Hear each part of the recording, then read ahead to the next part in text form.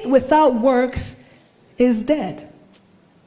And it's not just about any works, works that have been refined and guided by wisdom. Why this is important is because you can have faith for the marriage. God gave you a vision of your marriage. But if you don't build with wisdom, it can be torn down. You can have faith for the business. God gave you a vision for the business. He told you what the business would be, where it could go. But if you don't apply wisdom, it may never get there.